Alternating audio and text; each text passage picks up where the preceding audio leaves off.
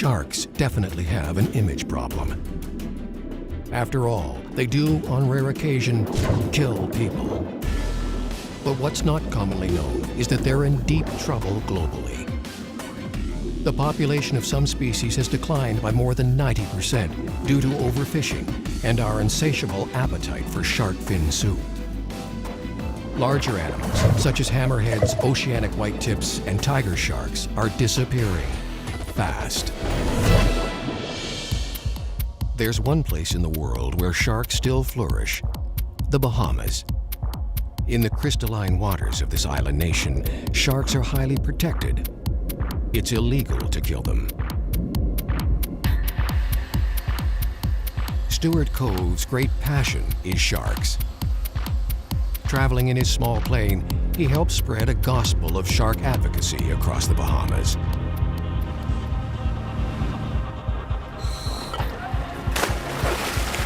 A successful entrepreneur and self-described shark geek, Stuart and his dedicated staff have introduced thousands of scuba divers to these much maligned creatures. Shark tourism is his business, and the most sought-after and prestigious job at his operation is shark feeder. Competition for a handful of positions is tough. It's also a family affair. Stuart Cove's teenage children, Sasha and Travis, are both veteran shark wranglers.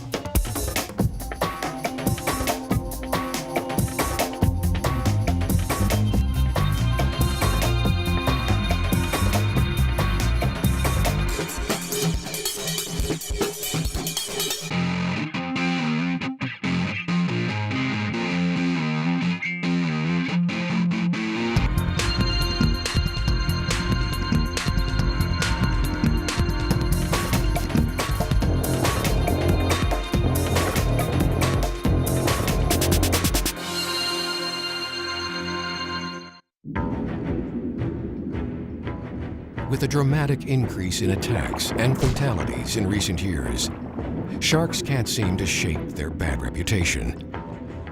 They could sure use some help with their public relations.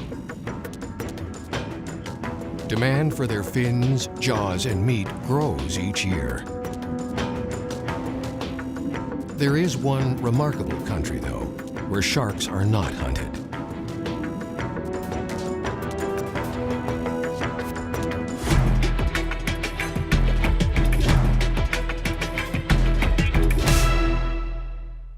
Shark populations are in trouble globally. 30% of shark and ray species around the world are endangered.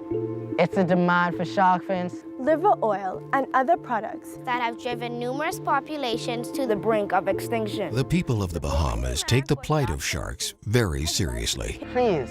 Please, please, please. Please protect our sharks. In 2011, the tiny nation outlawed all forms of commercial shark fishing and international trade in shark products. The Asian market for shark fins, they look everywhere. You know, anywhere there's a shark, they're going to send boats. And of course, everybody knew that the Bahamas had this incredible population of sharks. And so they started sending scouts into communities talking to fishermen, hey, would you like to get involved in this incredible industry? Catch sharks, we'll buy the fins. You know, and it started pretty quietly, but they were in a number of communities. We knew this was something we didn't want in our country. If they could declare it a national park, then... Eric Carey is the executive director of the Bahamas National Trust, an organization charged with the conservation of natural and historic sites. We never ever had a fishing industry for sharks, and so sharks were never under threat in the Bahamas, and as such, we've always had pretty good populations of sharks. The need for the legislation came when the scouts started coming in looking to exploit our shark populations. That's the only time we really felt we needed to offer more protection for sharks in our country. One of the Bahamas' most vocal shark advocates is Stuart Cove. He loves sharks, So much so that he's devoted much of his life to studying and scuba diving with the animals. It's also his business, and shark tourism is booming.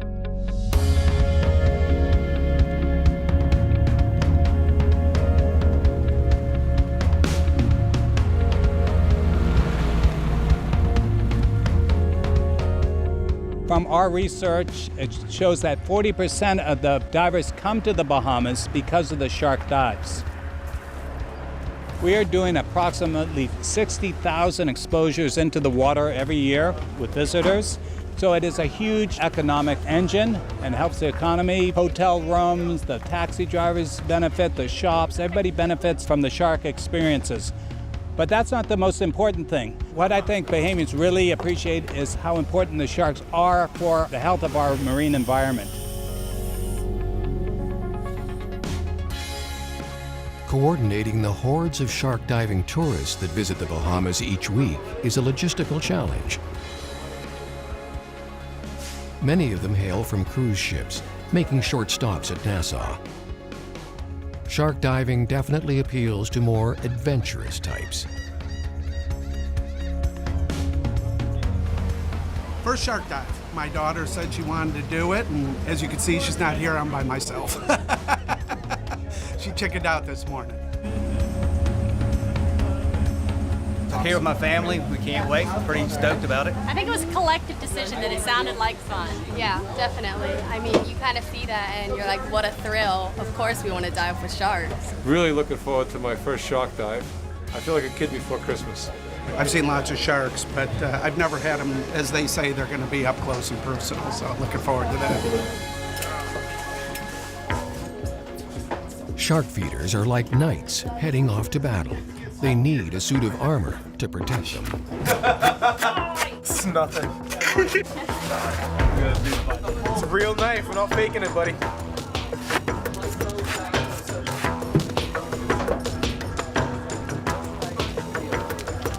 I'm feeling quite nervous. But it's going to be good. It's going to be fun, I think. I'm going to concentrate on keeping my limbs together. We have some grouper pieces. That's pretty much the main thing that we have in here today. I think there's also a few snapper bits in here as well. But this grouper, this is part of their main diet. This is what sharks like. Sharks! I'm excited. I'm really excited. Excitable. I'm excitable. You ready? All right, let's go.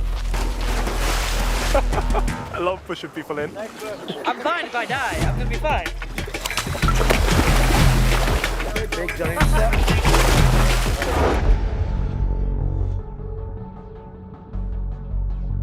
It doesn't take long for the guests of honor to show up for feedings.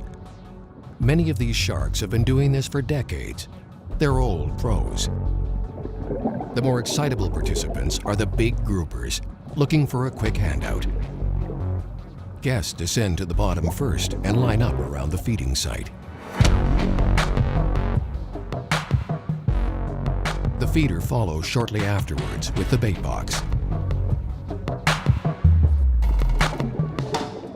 The sharks actually came like between me and my son. We were sitting like we are now, and the sharks came between us. They came over our heads. They came around our sides and back to the feeder, and it was amazing. They're like attacking the feeder, tackling them.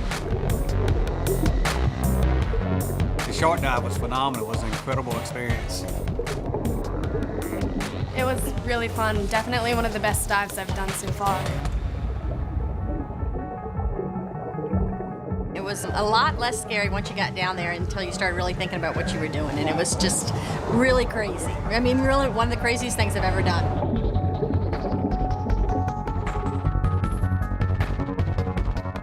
I liked when he was tickling them under the chin to make them fall asleep, and he would move them around and push them towards people, and it was fun.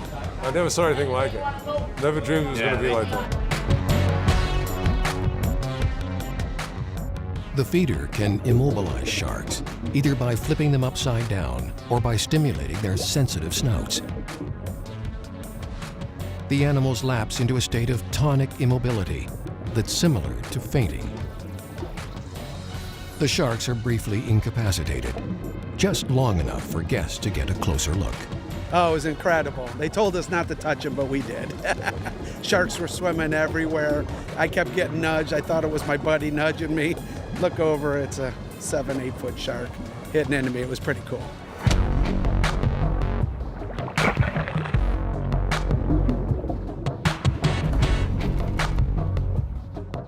It's safe to say that this operation is the biggest shark diving operation in the world. We have made a huge impact on the shark populations, not only in the Bahamas, but around the world. The Bahamas stopped longlining in 1993 due to the shark interaction experiences. And more recently, the whole country has been turned into a shark park. You're not allowed to kill any sharks here, take any parts. You're not allowed to export any type of shark product. And it's this stance that this country has taken is spreading around the world. That was amazing. I never saw anything like it. Had a great time. Crazy. Awesome. The family survived. The part that was freaky was when they swam straight at you and then at the last minute, like, swam away. But we got used to it. Sounds weird, but you did. It was really, really awesome. Well, I got hit in the head with the tail. So cool. They're so close to you. You want to touch them so bad, but then you're really scared too. So you know, I wanted to so bad, but I was like, no, I like this arm. Now we can say we've checked this one off the bucket list. That was awesome. One of the coolest things I've ever done, easily. Give it up for our fearless feeder, Rudy!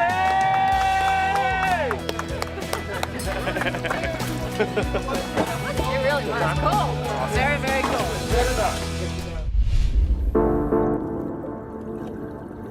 Stuart Cove's 2 children, Travis and younger sister Sasha, have been diving with and feeding sharks for years. Oh, I wore these my first time. A bit of sibling rivalry developed between them when Travis was recognized as the world's youngest shark feeder.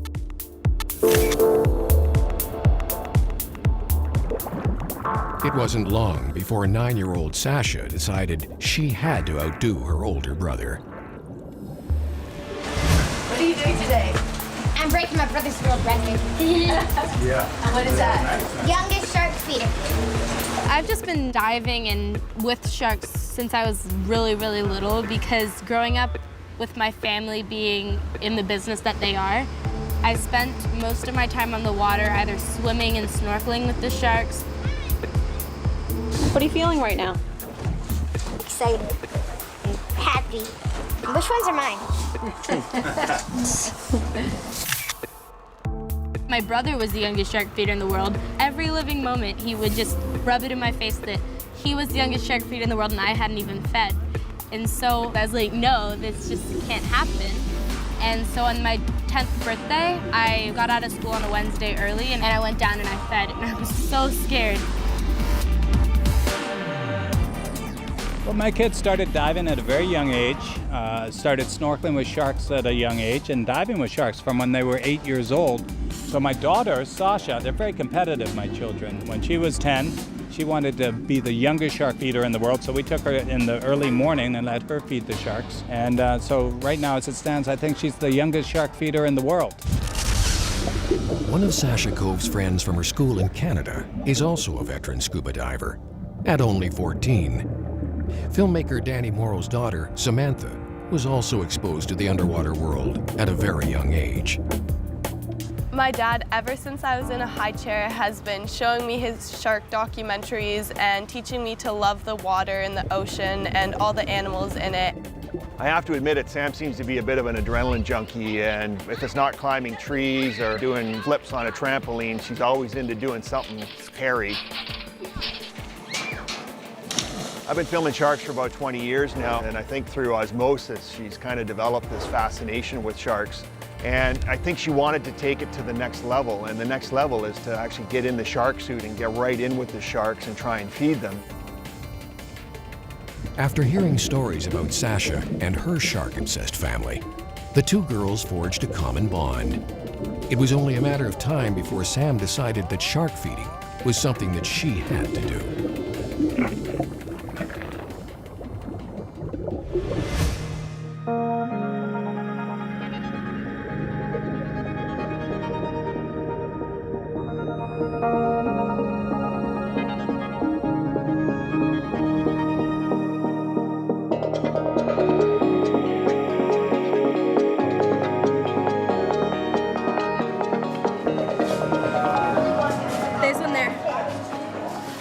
get more accustomed to sharks before attempting to feed them, Sasha encouraged Sam to try a slightly tamer encounter.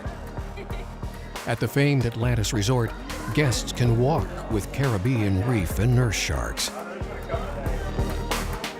First of all, I'll introduce myself. My name is Santiba, okay? I'm going to be basically one of the instructors. I'm going to give you the briefing and let you know exactly what's going to be going on inside this tank.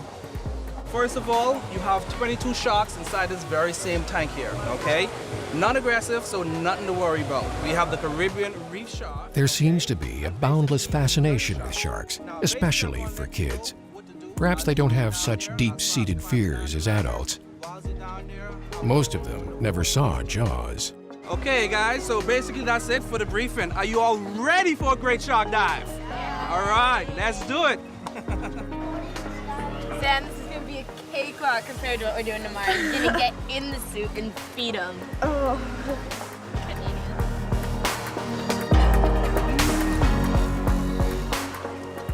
Like scuba divers, guests on the Shark Walk breathe compressed air. But instead of using regulators, they breathe with a state-of-the-art helmet.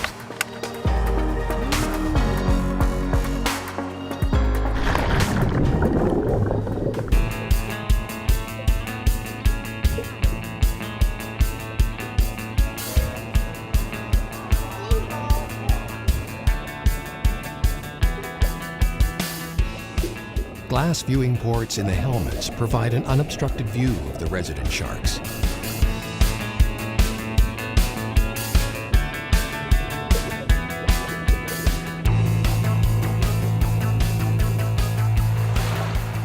At the resort's Mayan temple, visitors can also rocket through the shark exhibit on a water slide, or slowly raft down a river while surrounded by sharks.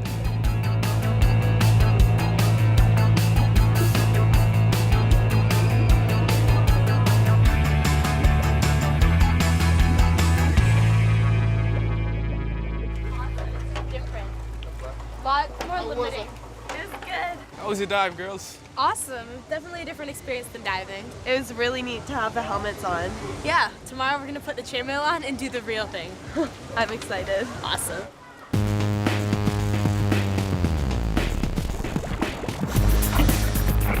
One of the most coveted jobs in the dive industry, and particularly here at Stuart Cove, is becoming a shark feeder.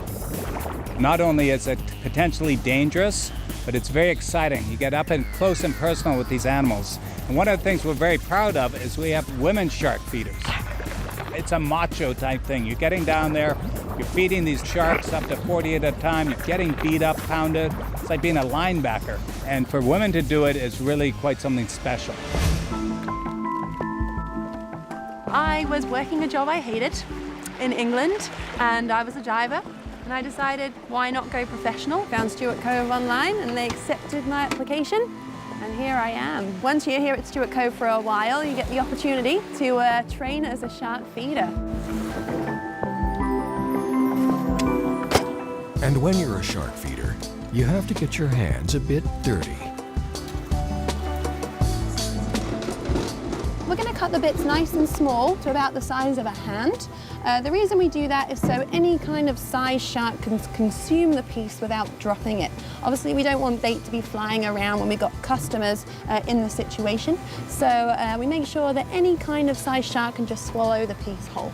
We only feed them a very small amount. Only a couple of individuals get fed, and it's only 4 to 5 pieces amongst 40 sharks. So we're giving them only under 1% of what they eat every day. So it's actually just like a little reward for them. We're just rewarding their polite feeding behavior when they're around us. This isn't exactly the most glamorous part of the job. You go home smelling like fish and chainmail. Not exactly very nice, but you do get used to it. And on a really hot day, it can get pretty stinky around here. Before attempting to feed reef sharks, Sasha Cove and Samantha Morrow joined Charlotte Faulkner on a scheduled shark dive. Hi, I'm Sasha. Hi, Sasha. Nice to meet you. I'm Charlotte. Hi. Hello. Sam. Nice to meet you, Sam. I'm Charlotte. You excited? Yeah, super excited. It's my first Bohemian shark dive. All right, guys. Have you got all your gear together? Yeah. Everything's on the boat? All right, let's go. We're going to head on out to the site. Awesome.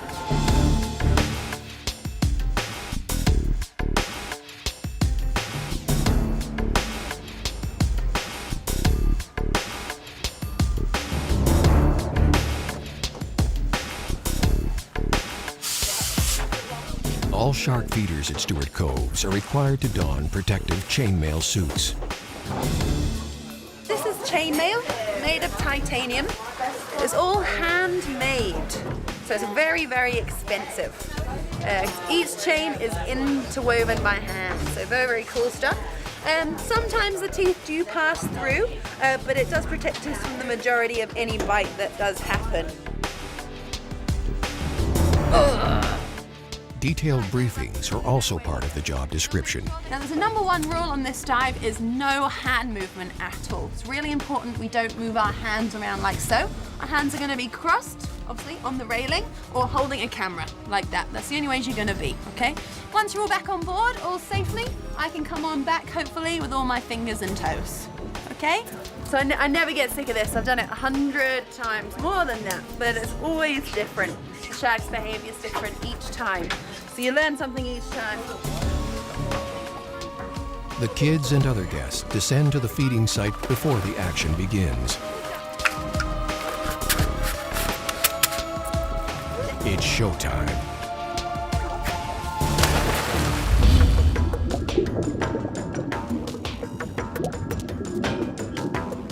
The Ray of Hope shipwreck is the ideal staging ground for a dive like this. It's a relatively small and contained space where divers can gather around the port deck railing. It's still close to the action, yet far enough away to safely observe the feeding. We're trying to get them to do polite feeding behavior where there's no aggression at all around humans, and the food that we give them is like a positive reinforcement for that polite feeding behavior they're showing us. And as the feeder, we try and keep the sharks in that polite feeding behavior during the whole feed.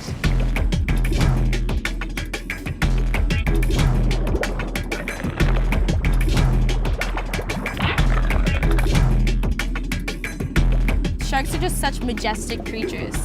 They live out there and they're so strong and graceful and beautiful, and they can cause so much damage if they really want to, but they really don't, and they have such a bad image. I feel so strongly about sharks. They're my favorite animal by far.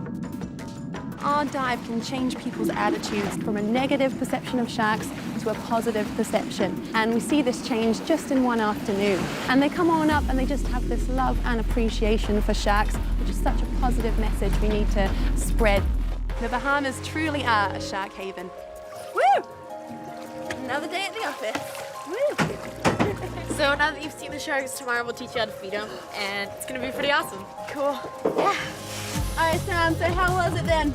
Oh, that was amazing. I don't know how you could do that so close. That's the first step, getting on one side of the railing. Now you're gonna come on the other side and feed them. What do you think? Oh, I'm excited. It's gonna be awesome. Once in a lifetime thing.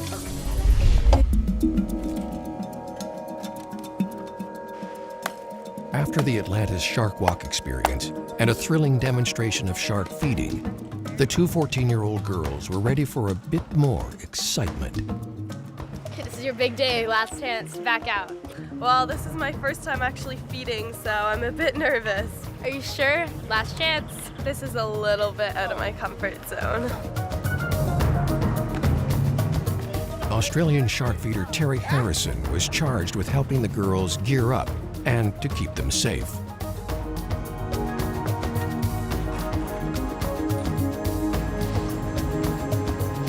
Older brother Travis also joined the group as a safety diver.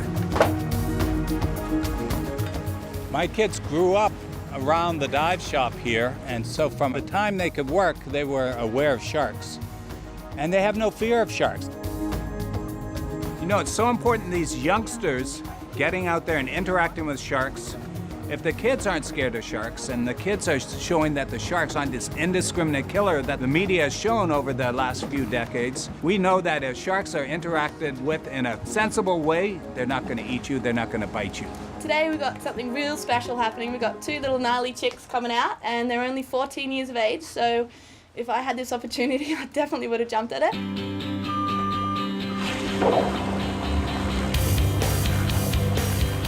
Well, you know, it's sort of like playing football, except the other players have teeth and they can get really vicious. I bet. If you are bitten on the arm or anywhere, just I'll be there, so I will stop it from doing whatever it needs to. But just pull your arm nice and close, okay? These sharks are scavengers, so as soon as something starts fighting back, they're like, nah, I ain't into this, and they tend to let go. But remember, we're going to be wearing chainmail, okay? The idea of chainmail is when the sharks bite down, all these tiny links come together and stop the teeth from penetrating our skin. A lot of the time it works, okay? If a shark jumps onto your arm and his teeth get caught, he's gonna panic, okay? So when they panic, they usually pull away and their teeth get stuck. So we need to be mindful of this.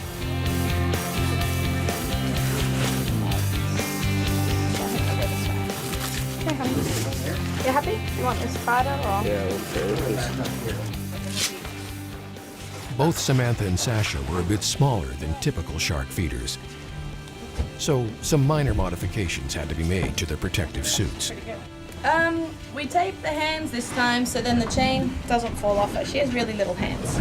So we put the gloves underneath so that then the chain won't rub on her, and then the tape just keeps the chain in place. And it looks tough. Even Stuart had to wear chainmail. I might not get bit, but I might drown with this stuff on.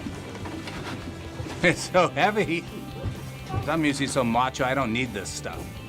I laugh at sharks' teeth. Now you won't be laughing when you get a nice bite in the calf. We may have our future shark feeder here, darling. You'll be back, no doubt. Yeah, man. Perfect.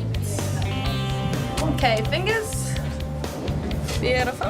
That is my spear for the day. It's like the hilt is actually like a hilt of a sword, so I'll protect Sam pretty well. Don't stab me with that, Sasha. So right behind us is the Ray of Hope shipwreck. So what we're gonna do is we're gonna go down with the bait box. I'll bring it down to the bottom, and then I'm gonna let you guys feed a few pieces each to the sharks. And what you're gonna do is you're gonna spear a piece of fish and we're gonna bring it up. We don't wanna hold it up like this so the shark swims down and impales it. We want it to take it off to the side. A shark might bite your hand, and their teeth are small enough that they can get tangled in the chainmail. If that happens, you want to lock, hold tight, because they'll start to roll and shake, and they can actually cause tissue damage. So if you just hold tight, it's eventually going to let go. Terry's going to take you down and pick a good spot on the wreck where you probably have protection behind you. Then I'll bring the bait down. I hope this fits properly. Okay, Sam, there's no turning back now. You ready? I'm definitely not ready. Too bad. So sad. Let's get in. Dad, did you tell Mom I was doing this?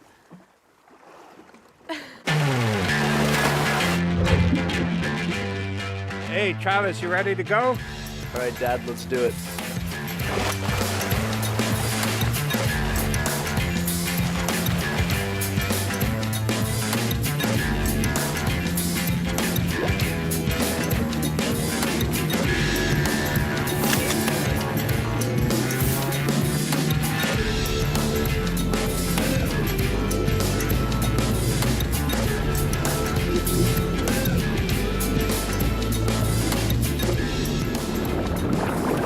Stuart Cove quickly initiates the feeding. Following a few demonstrations, he passes the honors to Sasha.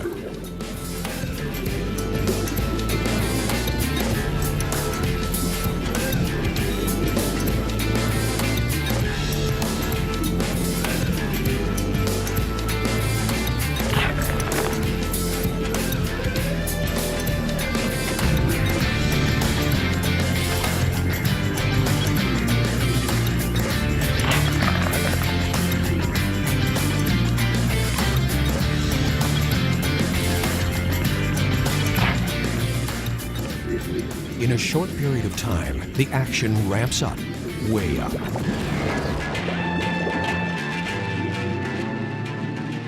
After some high adrenaline shark feeding, it's finally Samantha's turn.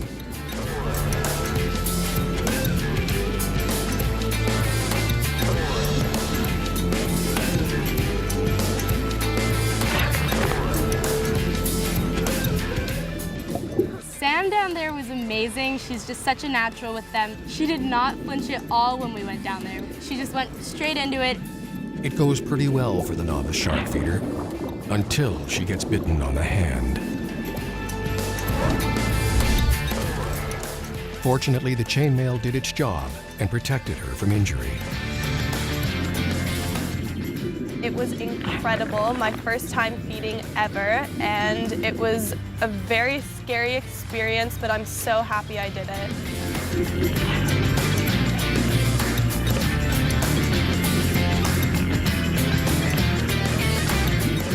Some of these sharks were accidentally caught by fishermen. A few of the animals still have fishhooks embedded in their mouths. The only way to remove them is to employ tonic immobility. Temporarily incapacitated, it's quick work for Stuart and his son Travis to remove the hooks.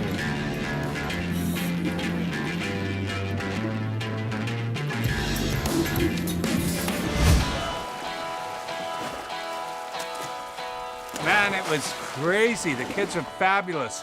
There's so many sharks. That was ridiculous. A lot of energy down there. It was really cool. That was pretty scary, but it was really fun. Sam, you did fantastic. Gosh, they didn't invite you too hard, did they? Yeah, one bit me. So that's the tooth of the shark that bit Sam? Yeah, so that situation was pretty unusual. You can see actually the tooth mark right here, where the chain links have come apart. As the shark bit down, that little tooth got stuck in there, but now Sam's got a souvenir and a cool story as well. Yeah, So for nice. sure. Show all my friends at home. We got some pretty awesome stories to tell at school, definitely. The girls did amazing. We have 2 future feeders for sure here.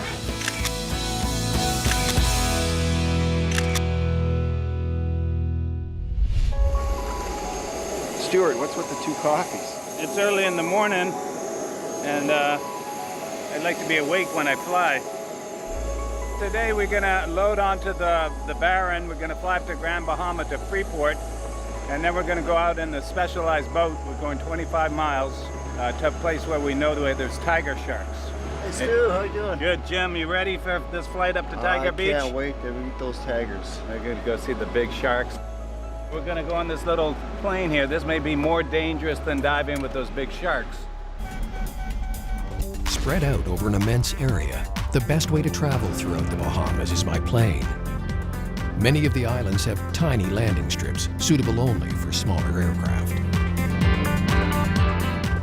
I became very interested in sharks after working on a couple of the Bond films where we were wrangling tiger sharks, and then creating shark diving experiences off of New Providence. I was so excited about it. I wanted to get involved with different species, and the Bahamas has such a healthy population of sharks, and having a plane enables me to fly to different islands to interact with these different sharks.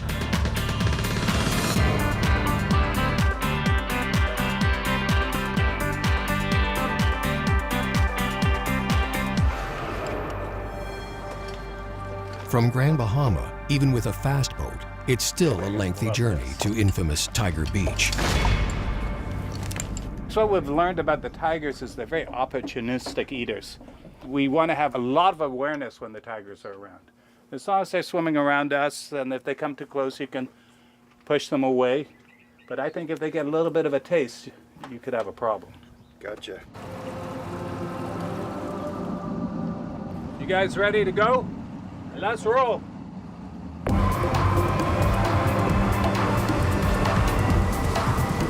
My father was an avid diver when I was a wee one, and his best friend owned a dive shop in Nassau, and they taught me to dive when I was 5. When I was a young man on vacation, I'd always work on their dive boat as a gopher. You know, go for this, go for that, hand the fins out to the guests, and they would let me dive. I'd just go off and dive by myself. As a young teenager, we would go out and we would meet tourists, meet friends, and we would teach them to dive. So by the time I was 18 or so, I was a well-seasoned dive instructor. This is what we call Bahama Blue. Prettiest water in the world. Got a lemon shark already. Some fresh wahoo with some guys just caught. This is what we're gonna use to chum with. You have right here an 8-10 foot lemon shark, and we can have up to 40 of these animals at the same time. Well, you know, this is a little more serious diving today. We have to watch our back. Tiger sharks are one of the top predators. It's like a white shark in some ways. One of the main animals of prey for the tigers here are the turtles. And you can see them sneak up on the turtles, and then they'll bite their fins and they'll try to get underneath, but they sneak up on them. And I think that's what they do with us, because we always find them sneaking up on the divers. They come from behind. I'm gonna watch your back. Okay. You watch mine too, though, because they're always sneaking up behind. I'm not getting any younger, but diving with these sharks, man, it's the best thing I can do. I never get bored of it.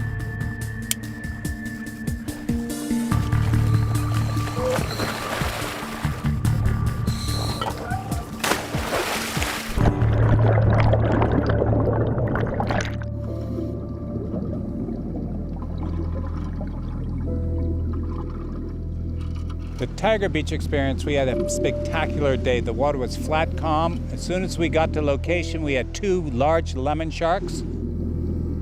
Stu set the box up at the bottom, started gently putting the bait into the water. One big tiger, female I think, came along, and then a few more lemons came along. I said, this is pretty easy, I'm doing great. And within 10 minutes, we had a big tiger shark, and we started to interact with those 3 sharks. When we get in the water with the tigers and the lemon sharks, obviously we draw them to us with a bait box. And we take bait out of the box and we feed it to the sharks.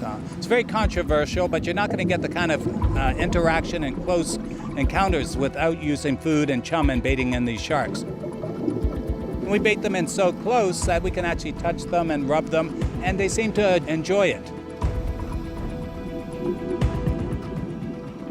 All of a sudden, 2 tigers, 3 tigers, 4 tigers, 15, 20 lemons. I'm going, gee, this could look really good.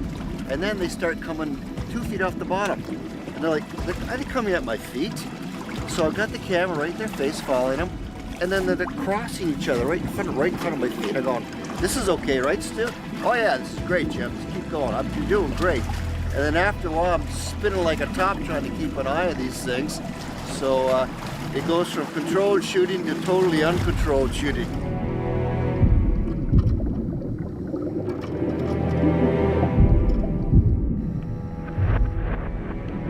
You're trying to watch a tiger shark, and there's one over here, one over there, and all of a sudden there's one going between your legs from behind. Fantastic.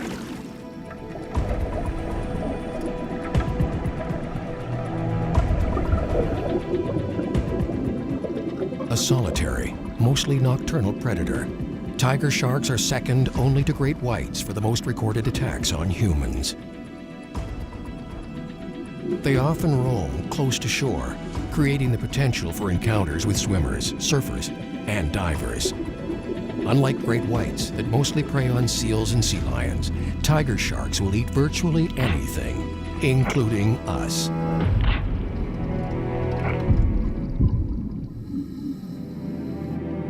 Stuart Cove is certainly well acquainted with sharks and doesn't have any qualms about feeding them. But handing out pieces of fish to 10 to 15-foot tiger sharks without chainmail or the protection of a cage is a bit extreme for some people. These animals are habituated to the presence of divers and used to being fed. But the small scraps of food they receive are a tiny fraction of their daily requirements. It's more like handing out treats to really big dogs. Dogs that can bite you in half. That was unbelievable. I've done several dives out here over the years, and that there was, to me, the best. But that was a fantastic dive. And I didn't really see any super aggressiveness down there. And you were touching them, and you're seeing them moving them along a little bit like big dogs. You get your share, and they weren't pushing and shoving. They're kind of lining up for their food. What got them ramped up there near the end was there was a big piece of wahoo carcass, which is very bloody, and I took it out and I was trying to give it to the tiger shark. But the lemon shark grabbed hold of it and went taking off and shook it, and the blood went everywhere. And you could see everything changed. All the lemon sharks went after them. The tiger sharks kind of arched their backs a little bit. And at that point, I think I felt a little bit uncomfortable. But most of the dive with those sharks all around me, I mean, they're around my legs, on my feet.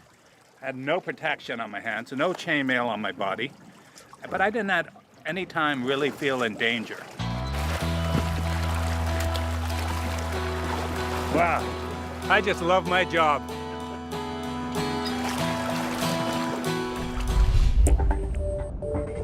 For a fish with such a vicious reputation, sharks in the Bahamas make a disarming first impression. They're not exactly cute or cuddly, but sharks here simply go about their business, as most predators do when left undisturbed.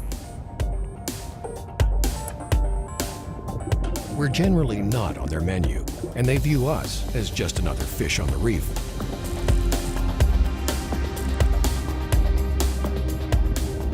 Tourism accounts for nearly half the gross national product of the Bahamas.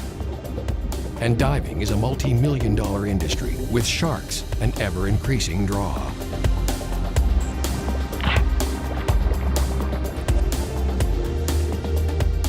It's abundantly clear that a live shark here is worth far more than a dead one.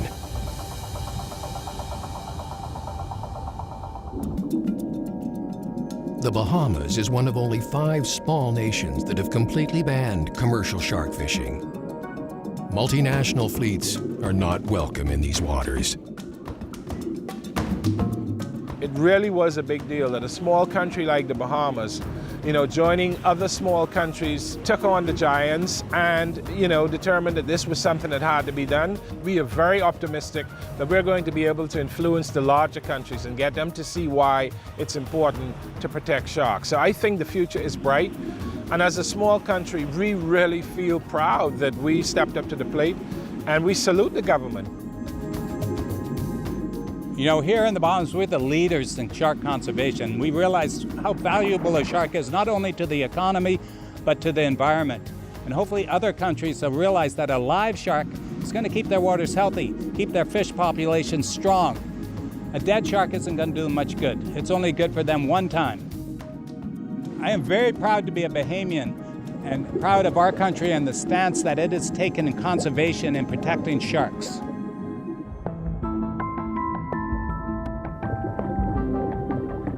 It's estimated that a single live shark is worth as much as $200,000 in tourism revenue over its lifetime. Its ecological value is inestimable. Studies in the Bahamas and the Caribbean have shown that where sharks are keystone species, their depletion could ultimately destroy coral reefs. Their role in the food chain is crucial. If the sharks are gone, so too goes a rich ecosystem, one that feeds local people and keeps visitors coming back. I've been blessed to grow up with all this healthy marine environment here in the Bahamas. Lots of sharks, with oceanic whitetips, hammerheads, reef sharks, tiger sharks. I hope that they're here for my grandchildren, my great-grandchildren, for many generations beyond that they can enjoy this wonderful resource. And I am very optimistic that many of these species that are now threatened are going to be able to bounce back, and that human beings are going to understand how important it is to live in balance with these very important creatures that inhabit our waters.